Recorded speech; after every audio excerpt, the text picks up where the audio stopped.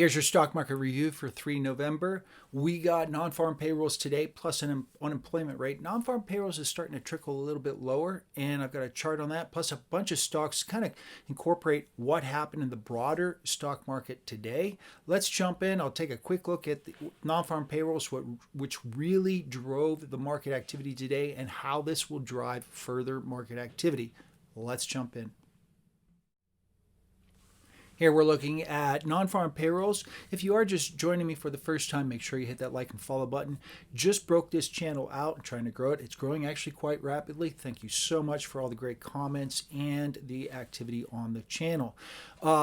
Description down below, you'll find more content by me with my other 2 channels and my website, dhtayloranalysis.com. Non-farm payrolls.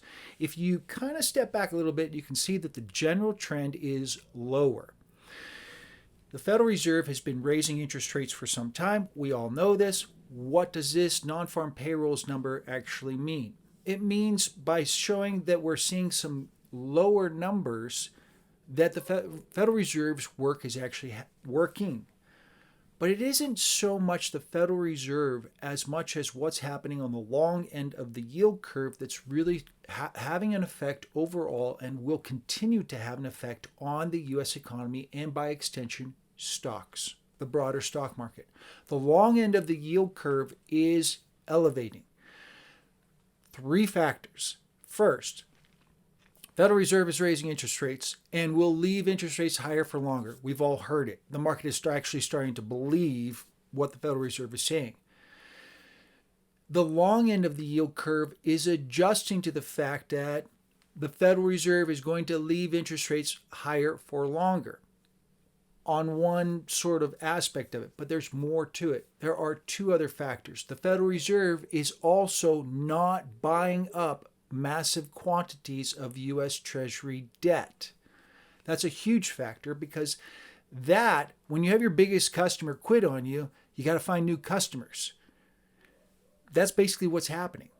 The Federal Reserve is no longer gobbling up en masse completely everything that's there to keep interest rates lower. So to entice buyers, they have to drop price, which is elevating interest rates further and further, the long end of the curve. This is a systemic change or shift within the U.S. economy. Expect that the Federal Reserve, who is trying to shrink their balance sheet, is going to continue to do so. Next, China. They're not dumping their U.S. reserves. They're just not adding as much at the same pace that the U.S. federal government is going into debt. So you have the 2 biggest customers are no longer buying any interest rates at all or interest debt at all, Treasury debt, or they're still buying some just at a lower rate than what is being offered. So this is savings, U.S. savings rate, which is dropping. The U.S. government needs to find other people who have money that is being saved to entice to buy this. The only way you can do that, because your biggest customers are no longer there, is to drop price. When you lower price, yield goes higher with Treasury debt. So we're going to see this systemic shift. So although the Federal Reserve will not be raising interest rates or probably will not be lowering interest rates will remain higher for longer. And this is having a desired effect of constricting economic activity so far. We're seeing that in non-farm payrolls, but we just printed 4.9% GDP growth rate. Retail sales, about 2 weeks ago, 3 weeks ago, on fire. So we're not exactly there. Here you can see the U.S. 10-year Treasury yield has backed off, sold off after Wednesday's reports, and then continued to sell off after today's economic activity. And I had expected that this was likely to be the outcome. I wasn't certain because last month's employment numbers were sizzling. This one has calmed down a little bit. We even had a revision from last month downward. Not much, but it was enough. Nonetheless, the 10-year Treasury yield has dropped. My take on the U.S. 10-year Treasury yield is that, okay, it's dropped, but it's not bottoming. we're probably going to sit here for a while and bobble around. It really amounts to how much deficit the U.S. government is going to create. They did just shift some deficit spending or selling of debt from 10-year to 2-year to bring in and entice other individuals, which that 2-year is a steal for an investment. Your downside risk on the 2-year is nothing. So investors are going to gobble that up.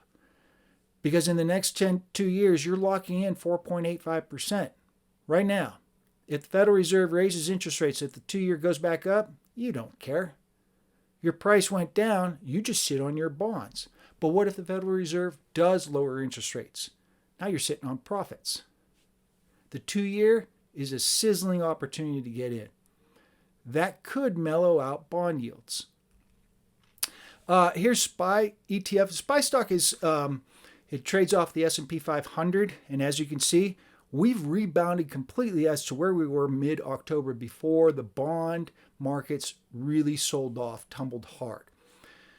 Now, and I've mentioned there's something going on with the bond market. That move we just saw wasn't normal, and no one really has figured out exactly what was the mechanism that really sort of blew up the bond market. We don't know. There are rumors, there are theories, there are price movements is what I'm looking at. I can't put my finger on it as much as the pros out of Wall Street themselves. Nonetheless, we're right back up with the S&P 500 where we were early to mid-October. Can we maintain this? I will repeat this. Interest rates are going to remain higher for longer. Stocks will need to adjust. There are better investments in some of these stock prices we're seeing right now. TLT stock, TLT ETF is, this is the bond yield. If you want to trade the actual, if you think you want to know what's going to happen with bond yields, TLT stock is the way to do this. At this point, and I had been saying this, buy the dips, buy the dips, buy the dips. Those videos I pushed out there were going sort of viral. It's a new channel. But a lot of activity on those. And I kept telling people, when TLT was all the way down to 82.50, I kept saying, buy it, buy it, buy it. And I'll repeat, that 2-year, if you kind of think of that theory through, the 2-year Treasury is an absolute steal with incredibly small amounts of downside risk. The TLT, of course, trades off the 20-year, and very likely we've seen as high as we're going to go for right now. So I'm looking to actually sell calls on this, maybe about 85 calls, 85.50, somewhere in there. 89.50, somewhere in that price range, with the idea that it just sort of mellows out and we gain more information.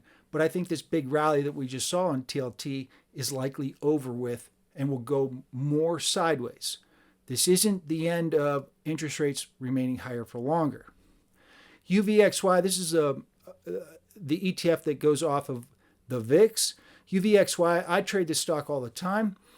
And I had called throughout the past 2 weeks saying, that's about as high as we're going to go. We're going to mellow out. I expected to move lower. I figured we might hit about 15 to 16, somewhere in there. I didn't expect this big of a move at all. And I think we're probably done on that. Again, I expect we'll probably kind of mellow out a little bit. The VIX, this trades off the VIX, UVXY stock. Likely, we'll see it pop up a little bit, pop up a little bit, pop up a little bit. But from a directional standpoint, there isn't really any kind of news out there that's going to rattle things too much as long as geopolitical concerns are contained. GLD. Now, I've mentioned before in some of my videos, metals with higher interest rates. GLD, of course, gold, rallied on what's going on in the Middle East. But with higher interest rates, more than likely, you're going to see this back off. Higher interest rates mean higher carrying costs. What I've been doing, something I do frequently, I sell SLV calls and then let them expire worthless, just bring in premium, theta. And my attitude is every time I sell them, I take that money, pull it out, and I buy actual coins. I bury them in the woods. USO, oil. I expect oil to come down much lower, assuming geopolitical concerns are contained. With a constricting economy, you will see supply increase, price must come down, basically achieving a new equilibrium price level. This assumes, of course, geopolitical concerns, and that's a big assumption. We will see how that plays out. But I think we see prices at the pump and oil prices in general, and XLE stock, the ETF on the energy sector, will likely come down as well. US dollar index took it hard today. So there's interest rate differentials that go on. All right. If you have the 10-year out of, say, England versus the United States or Japan, what happens is billions upon billions upon billions of dollars chase after that higher yield. If the U.S. has a higher 10-year rate than the UK bond rates, FX traders are going to chase after that higher differential. They're going to push the dollar index. They'll push downward on the various currencies versus US dollar. And what ultimately happens is they're getting smaller and smaller incremental profits because of this. But as soon as the differential snaps and breaks, so does that trade, and traders must exit fast. Taking a look at what happened to US dollar index, you can see they got out fast. This was just basically a one-way ticket. As soon as they saw the unemployment report today, they knew unequivocally the Federal Reserve is likely done raising right now. Their trade is breaking apart. Because of that, this will have ripple effects throughout the entire economy. So this will continue, but I do believe we're probably going to bottom out here on the dollar index because the other economies aren't necessarily going to outperform the U.S. economy. Nonetheless, this is your stock market review. Wanted to kind of break everything down, give you something to look at over the weekend. Make sure you hit that like and follow button. Thanks so much for all the great comments and the likes and follows. We'll see you in the next video.